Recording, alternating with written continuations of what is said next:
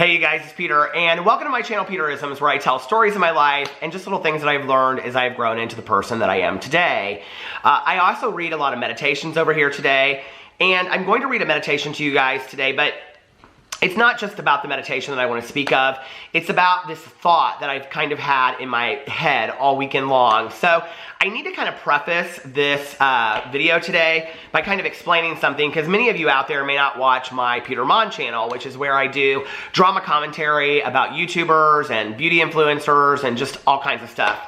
So if you do watch that channel, or if you do watch those kinds of channels like beauty influencers and things like that, what you know is that there has been a huge scandal that has occurred in the beauty influencer community this weekend, and really based around greed and power and things like that.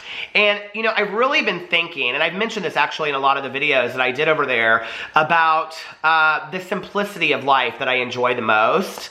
And, you know, that's not saying that I don't like nice things. You know, if you watch my vlogs and you watch other things, you know, my husband and I are blessed to take some very, very nice trips. You know, we have a beautiful home. We are just blessed with a lot of things that, you know, are somewhat, to some degree, I mean, not necessarily a nice home, but that are superficial to some degree, you know, and like high-end clothes or bags or whatever. We all like some of them, not all of us, but some of us like those things to some degree. But I think most of us know that the happiness that it brings is very fleeting, you know. If you buy a high-end bag and you get excited about it, that's fine. But when you unbox it and it's sitting there at home, that feeling of happiness, that feeling of peace and contentment, which is no longer a luxury to me because I've worked so hard in having that in my life, which is why every day I wake up and I do my prayers and I do my meditations and I read meditation books and I make a gratitude list every day, you know, in my head, and you know, and I do positive affirmations, because keeping that peace of mind, keeping that serenity is a foundation for my life that I have to have today. And I'm so blessed that I finally have it,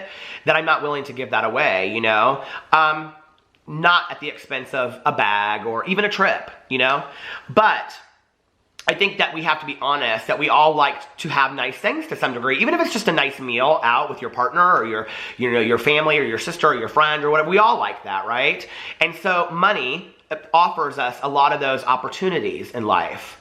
But to become consumed with that, I think, is a completely different thing, you know. And I feel very, very blessed that I was raised by two parents that were, by the time that I was aware of things, you know, that were financially stable and above that.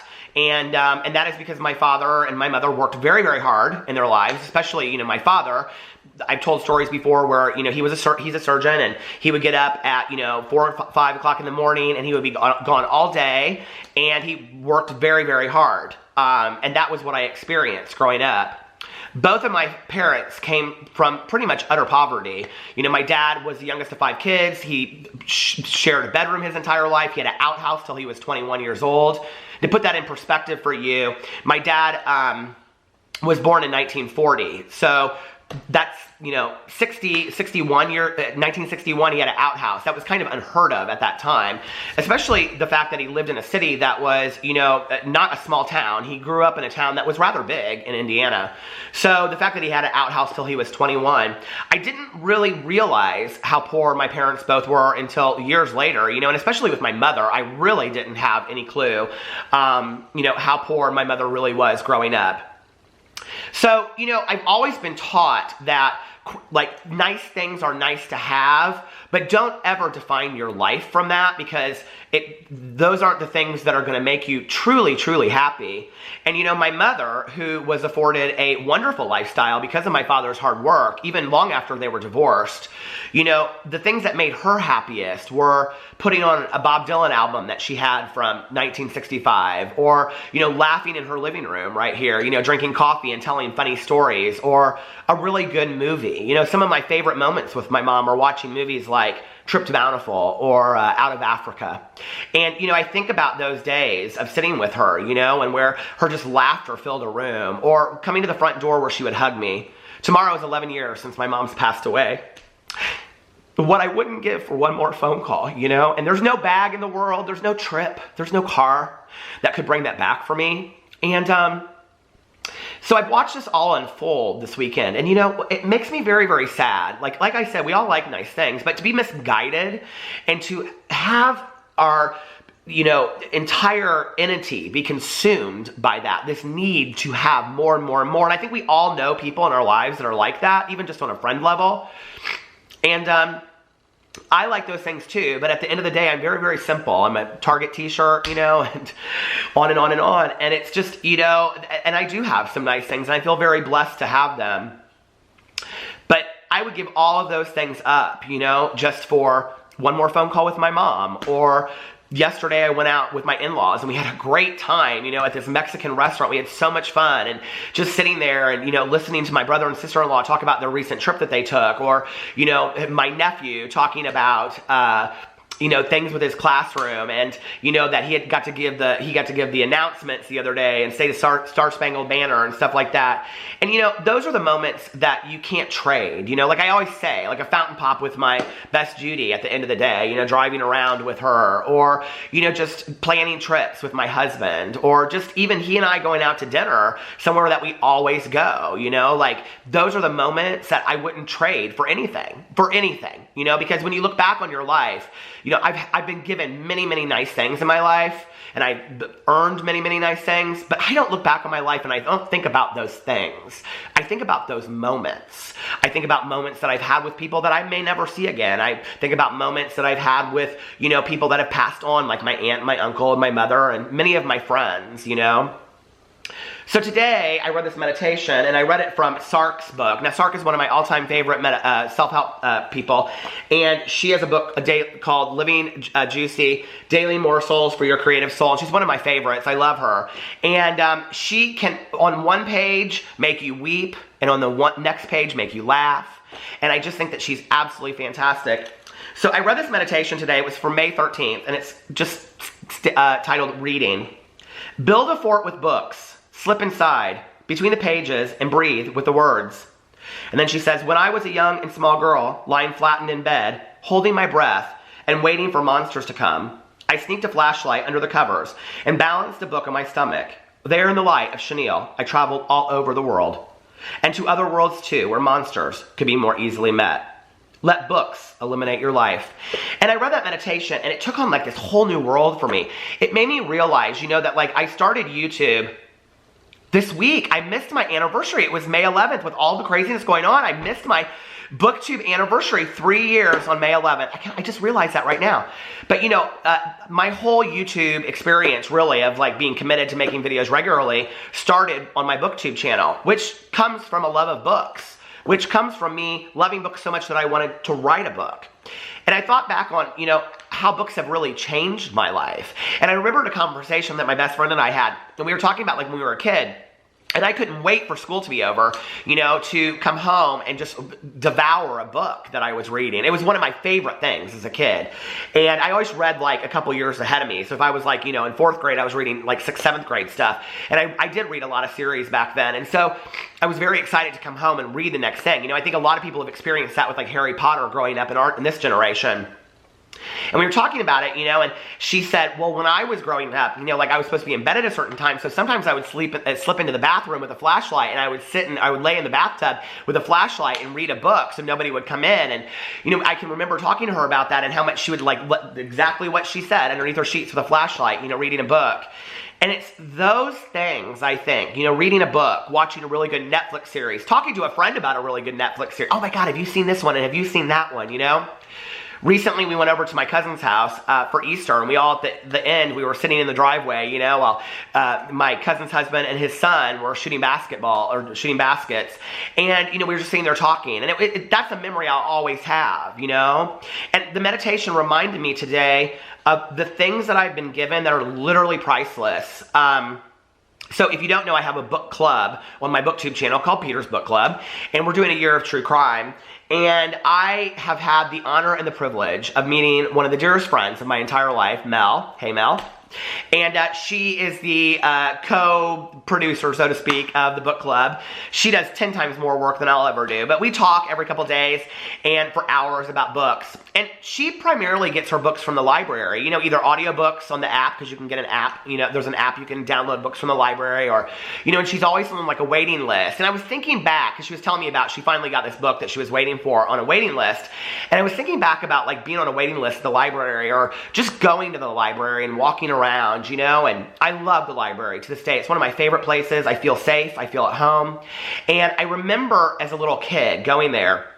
Oh, because Mel was telling me that at her library now they have an adult summer reading. So you can like read so much and then you get like, you know, rewards for it. And back in the day, what we would do is like, if you read so many books, you get an ice cream cone coupon, or for like 31 flavors, or you would get like a McDonald's coupon. And I was thinking about that when she was telling me, you know, that my mom walking into a library, and I don't even really remember the first time I ever went to the library with my mom, probably when I was an infant, but I can remember going in as I got older. My mom would say, you can get any books you want to get, and I would come out with a stack like this high, right? I'd have 20 books, and she would say, Peter, you're not going to read all of those books. Do you want to take them? I say, Mom, I promise I'll read all these books. I promise I'll read all these books, you know? And she gave me that. She gave me that love of reading, you know, that simple, simple thing that I've carried with me my entire life, you know? It's not a vintage Louis Vuitton bag, you know, which maybe I wish she left me a few of those I could sell on eBay. But, you know, it's not. You know, it's not a, you know, 1950 Mercedes. It's none of that, right? It's this love of reading that she gave me. It's this very, very simple thing that has carried me into, you know, every area of my life. I have traveled around the world. I have experienced things, and I've seen things, and I have met people that are unbelievable. All because I've picked up a book and read it. Yes, I've been very blessed to travel to some very, very nice places, and I've met some of the most amazing people in person. But books have allowed me to do that on a level that was never believable, you know? And I continue to love to read like that. You know, my dad reinforced that too. Before any trip that we would go on, we would go to a bookstore, and he'd get 2 or 3 books, and he'd say, you can get any book that you want to get. And to this day, I remember, you know, like one time I got like, the Roald Dahl series, and it was like James and the Giant Peach, and it was like 3 books in a pack. It was like James and the Giant Peach, and it was like, you know, Charlie and the Chocolate Factory, and Charlie and the Glass Elevator, and, you know, all these books that my dad, like, I reviewed actually a book last year that I got with my dad. It was a Mickey Spillane book. It was horrible. It was horrible. I reviewed it on my BookTube channel. I reread it last year. It's like 119 pages, and it took me 3 months to read. But my parents instilled this love of reading in me, you know? Because when they were probably young, that was something that they were given. You know, this idea that a book can change your life. And a book is rather, you know, the experience is priceless, but it doesn't cost a lot. It doesn't cost anything to go get a library card. Nothing whatsoever. You can go to thrift stores and charity shops, and you can buy a book for 50 cents. I see them all the time at Goodwill. You know, I go into Goodwill and I go through, and there's books are so cheap there. I think the most expensive book at Goodwill is like $2.50.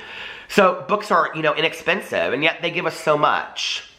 A home-cooked meal, just spending time with your friend. I mean, a fountain pop with my best friend costs 99 cents to sit there and have great conversation with her. You know, my husband and I just laying in bed talking, you know, things like that, being with the dogs. One of my favorite things, and he's upstairs listening to me right now, and he doesn't know this, but one of my favorite things is like, he'll watch TV or he'll be on Instagram looking at funny videos, and I'll like fall asleep to take a nap. And I love to fall asleep to listening to him laugh at these funny videos. Those are things you can't take away. They're priceless. You know, they're small, and maybe they seem meaningless to some people, but I think it's really, really the small things in life that are truly, truly priceless, you know? And I think at the end of your life, maybe, I don't know, I'm not there yet, I hope, but when you look back, I doubt very few of us are going to look back on the luxury bag that we had. Maybe some of the trips we took, I think, would be the things that we would look back on if we even had the opportunity to look back on our life. But I think that very few of us would look back on the luxury bag that we bought, or the, you know, fantastic belt that we had, or the Louis Vuitton shoes that we had to have, or whatever it is, you know, or the car. I don't think those are the things that really define our lives whatsoever. I think it's the moments that we have, the moments with people, the moments even by ourselves. Sometimes standing in my backyard, you know, just standing there drinking my coffee, watching the dogs run around, I'll look up and I'll see birds fly around, you know. If you watch my vlog, you know that followed the life and the leaving of Mrs. Birdie and her babies. And I named our birds. Our birds' names were Lois and Linda, Louie, and Steve. Steve was the baby. And they came, Mrs. Birdie built her nest, and she had these eggs, and then they left afterwards. And, you know, I look back on that, and that was something that was so endearing to me for 2 or 3 weeks. I would come home every single night, and I would look up, and I would say, hey, Mrs. Birdie, it's just me. I'm just coming inside, you know. And I look back on that, and that's a memory that I'll have forever. And I wouldn't trade that for any kind of luxury bag. I honestly wouldn't, not whatsoever. So I think I look back on my life, and I look at all the things that mean something to me at 46 years old, almost 47. I'll be 47 next month. I think about the things that meant the most to me, and they're the ones that really didn't cost anything at all. And I think that's the greatest lesson to take from all of this, you know, is that yes, money can do a lot for us. It can provide a roof over our heads, it can provide food for us and stability. It can give us, the more you have, it can offer us really nice luxury cars or luxury items. But it isn't worth it in the end if you don't have those memories and those small, small things, those small thoughts, those small memories of people and things that we've had and experiences we've had in our life, if you haven't had those things. And in the end, if all you are doing is sitting in a room with all of your luxury items, what does that say for your life? Anyway, I love you guys, and I will see you tomorrow. Bye.